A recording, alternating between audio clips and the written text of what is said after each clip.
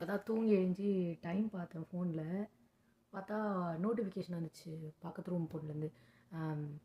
இந்த மாதிரி எனக்கு ஒரு பார்சல் வந்திருக்கு, அதை கிச்சன் டேபிள் மேலே வச்சுருக்கேன், போய் எடுத்துக்கோங்க அப்படின்னு. பார்த்தா நம்ம வீட்டிலேருந்து அமைச்சிருக்காங்க. எனக்கு ஆல்ரெடி தெரியும் லைக் என்ன இருக்குது இதில். நான் கேட்ட ஸ்நாக்ஸு ஐட்டம்லாம் தான் இருக்குதுன்னு தெரியும்.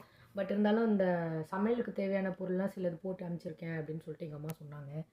அதான் இந்த பார்சலை ஓப்பன் பண்ணி பார்க்கலான்னு. பொறுமையாக பிரிக்கலாம் பொறுமை இல்லை.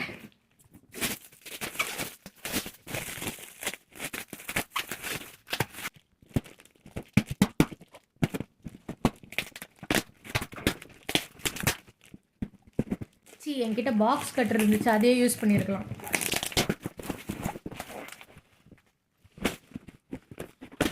அப்பா ஓப்பன் பண்ணிட்டேன். நம்ம ஐட்டம்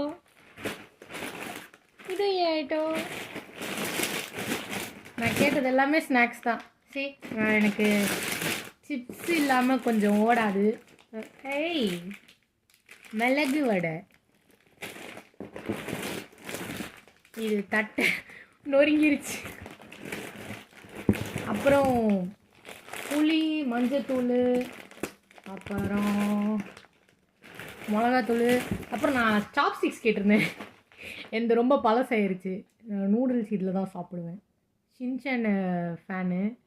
ஸோ அது ஸ்கூல்லேருந்து பார்த்து நானும் இதில் தான் சாப்பிடுவேன்னு சொல்லிட்டு ரசம் சாதம், தயிர் சாதம் எல்லாமே கப்பில் கொட்டி இதில் தான் சாப்பிட்டு பழகிருச்சு. அப்புறம் சரி ஓகே, டீசெண்டாக நூடுல்ஸ் வரைக்கும் வச்சுக்கலாம் அப்படின்னு சொல்லிட்டு இது நூடுல்ஸ் சாப்பிட்டு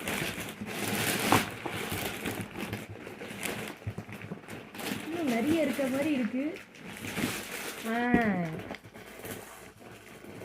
இன்னொரு ஐட்டம்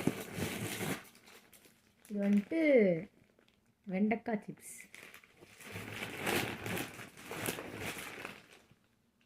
இட்லி பொடிலாம் வச்சுருக்காங்க. அப்புறம் ஃபுல்லாக மசாலா ஐட்டம் தான். ரவை,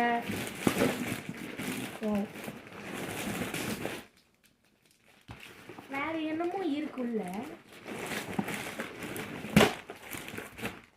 பெட்டே கேவலமாக பண்ணுறேனே. இது வந்துட்டு ரசப்பொடி. இதை வந்துட்டு நான் இப்போ புளி கரைச்சி இந்த ரசப்பொடியை போட்டு 2 பூண்டு தட்டி போட்டோன்னா ரசம் ஓவர். ரசமே சிம்பிள் டிஷ்ஷு தான், இருந்தாலும் டைம் இல்லைப்பா. அவ்வளோதான். Bye by.